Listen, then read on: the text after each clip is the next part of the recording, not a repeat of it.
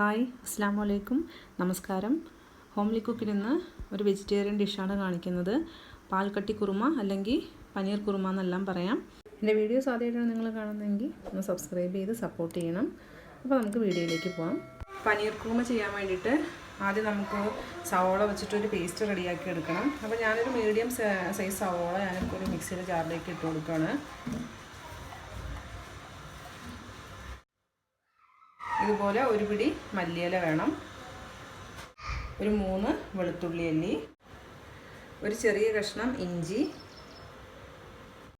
ഇനി വേണ്ടത് കസ്കസ്. ഇത് ഞാനിപ്പോൾ ഒരു കുറച്ച് നേരം 1 മണിക്കൂർ വെള്ളത്തിലൊന്ന് കുതിർത്തിയതാണ്, അതോടെ ചേർത്ത് കൊടുക്കാം. ഇനി ഇതിലേക്കൊരു 3 പച്ചമുളക് കൂടെ ചേർത്ത് കൊടുക്കാം. പച്ചമുളകിൻ്റെ അളവ് എരിവിനനുസരിച്ച് മാറ്റം വരുത്തണം. ഇതിപ്പോൾ നല്ല എരിവുള്ള മുളകായതുകൊണ്ടാണ് ഈ 3 എണ്ണം ചേർത്തിരിക്കുന്നത്. എരിവില്ലാത്ത മുളകാണെങ്കിൽ ഒരു 4-5 ചേർക്കാം. ഇനി ഇത് നന്നായിട്ട് ഒരല്പം വെള്ളം കൂടെ ചേർത്തിട്ട് നന്നായിട്ട് പേസ്റ്റായിട്ട് അരച്ചെടുക്കണം. മസാല പേസ്റ്റ് ഇവിടെ നന്നായിട്ട് അരച്ചെടുത്തിട്ടുണ്ട്. ഇനി നമുക്ക് കുറുമ ചെയ്യാൻ തുടങ്ങാം. അപ്പോൾ അതിന് വേണ്ടിയിട്ട് ഒരു പാൻ വെച്ച് ചൂടായിട്ടുണ്ട്. അതിലേക്ക് ഒരു 2 ടേബിൾ സ്പൂൺ ഓയിൽ ചേർത്ത് കൊടുക്കാം. ഞാനിപ്പോൾ വെളിച്ചെണ്ണയാണ് യൂസ് ചെയ്തിരിക്കുന്നത്. സൺഫ്ലവർ ഓയിലായാലും കുഴപ്പമൊന്നുമില്ല. ഇനി എണ്ണ നന്നായിട്ട് ചൂടായിട്ട് വരുമ്പോൾ ഇതിലേക്ക് നമുക്ക് ഒരു 1/4 ടീസ്പൂൺ പെരിഞ്ജീരകം ചേർത്ത് കൊടുക്കാം. അതുപോലെ തന്നെ 1/4 ടീസ്പൂൺ നല്ല ജീരകം കൂടെ ചേർത്ത് കൊടുക്കാം. ഇനി ഇത് നന്നായിട്ടൊന്നങ്ങ് പൊട്ടി വരണം.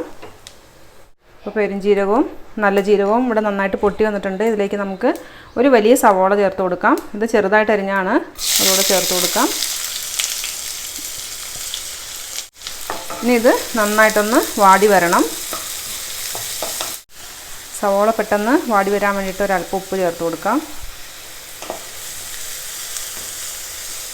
സവോള ഇവിടെ നന്നായിട്ട് വാടി വന്നിട്ടുണ്ട്. ഇതിലേക്ക് നമുക്ക് 1/2 ടീസ്പൂൺ മഞ്ഞൾപ്പൊടി, 1 ടീസ്പൂൺ മുളക് പൊടിയുടെ അളവ് നിങ്ങളുടെ എരിവിനനുസരിച്ച് വ്യത്യാസം വരുത്തണം. അതുകൂടെ ചേർത്ത് കൊടുക്കാം. എന്നിട്ട് നന്നായിട്ടൊന്നങ്ങ് ചൂടാക്കി എടുക്കണം. ഇനി ഇതിലേക്ക് ഒരു 1/2 ടീസ്പൂൺ ഗരം മസാല കൂടെ ചേർത്ത് കൊടുക്കാം. എന്നിട്ട് അരച്ച് വെച്ചിരിക്കുന്ന മസാല പേസ്റ്റ് കൂടെ ഇതിലേക്ക് ചേർത്ത് കൊടുത്ത് നന്നായിട്ടൊന്ന് മിക്സ് ചെയ്ത് കൊടുക്കാം.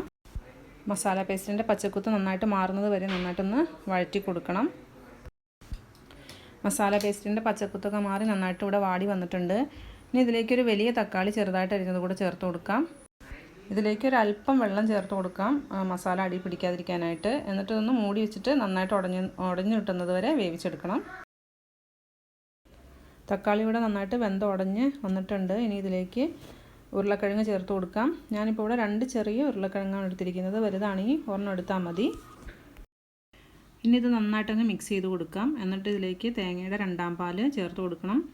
ഞാനിപ്പോൾ ഇവിടെ 1 കപ്പ് 2ാം പാലാണ് എടുത്തിരിക്കുന്നത്. ഞാനിപ്പോൾ ഇവിടെ കുറച്ച് നന്നായിട്ട് കുറുകിയ കറിയാണ് ചെയ്യുന്നത്. പക്ഷേ കുറച്ച് ലൂസായിട്ടുള്ള കറിയാണ് നിങ്ങൾക്ക് വേണമെന്നുണ്ടെങ്കിൽ 1.5 കപ്പ് 2ാം പാൽ എടുക്കാം. ഞാനിപ്പോൾ 1 കപ്പ് തേങ്ങ എന്നുള്ള പാലാണ് ഇവിടെ എടുത്തിരിക്കുന്നത്.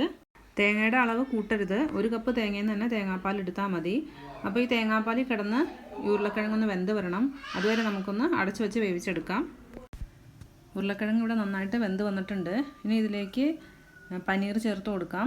ഞാനിപ്പോൾ ഇവിടെ ഒരു 200 ഗ്രാം പനീർ എടുത്തിട്ടുണ്ട്. ചെറിയ ക്യൂബ്സായിട്ട് കട്ട് ചെയ്തിട്ടുണ്ട്. ഇതിലേക്ക് ചേർത്ത് കൊടുക്കാം. ഇനി ഇതൊന്ന് മിക്സ് ചെയ്ത് കൊടുത്തിട്ട് ഒരു 2 മിനിറ്റ് ഒന്ന് മൂടി വെച്ച് വേവിച്ചെടുക്കാം. ഇത് 2 മിനിറ്റ് കൂടുതൽ വേവിക്കരുത്. പനീർ ഓൾറെഡി വെന്തതാണ്. അപ്പോൾ കൂടുതൽ സമയം നമ്മൾ പനീർ വേവിച്ച് കഴിഞ്ഞാൽ അതങ്ങ് കട്ടിയായി പോവും. അപ്പോൾ നമുക്കിതൊന്ന് മൂടി വെച്ച് വേവിച്ചെടുക്കാം. ഇവിടെ 2 മിനിറ്റ് കഴിഞ്ഞിട്ടുണ്ട്. ഇനി ഇതിലേക്ക് നമുക്ക് 1ാം പാൽ ചേർത്ത് കൊടുക്കാം. ഞാനിപ്പോൾ 1/2 കപ്പ് 1ാം പാലാണ് എടുത്തിരിക്കുന്നത്. അത് ഇതിലേക്ക് ചേർത്ത് കൊടുത്തിട്ട് എല്ലാം കൂടെ നന്നായിട്ടൊന്ന് മിക്സ് ചെയ്ത് യോജിപ്പിക്കാം. ഇനി ഇതിലേക്ക് 1 ടേബിൾ സ്പൂൺ ബട്ടർ കൂടെ ചേർത്ത് കൊടുക്കാം. ഇത് ഓപ്ഷണലാണ്, നിങ്ങളുടെ കയ്യിലുണ്ടെങ്കിൽ മാത്രം ചേർത്ത് കൊടുത്താൽ മതി. ഇനി ഇതൊന്ന് തിളച്ച് വരുമ്പോൾ നമുക്ക് ഫ്ലെയിം ഓഫ് ചെയ്യാം. ഇതിവിടെ തിളച്ച് വന്നിട്ടുണ്ട്. ഇനി ഫ്ലെയിം ഓഫ് ചെയ്ത് കൊടുക്കാം. അപ്പോൾ നല്ല ടേസ്റ്റി ആയിട്ടുള്ള പനീർ കുറുമ ഇവിടെ റെഡി ആയിട്ടുണ്ട്. ഇത് ചപ്പാത്തിയുടെയും നാൻ്റെയൊക്കെ കൂടെ നല്ലൊരു കോമ്പിനേഷനാണ്. അപ്പോൾ ചെയ്ത് നോക്കി ഇഷ്ടപ്പെട്ടെങ്കിൽ ലൈക്ക് ചെയ്യാനും കമൻറ്റ് ചെയ്യാനും ഷെയർ ചെയ്യാനും മറക്കരുത്. താങ്ക്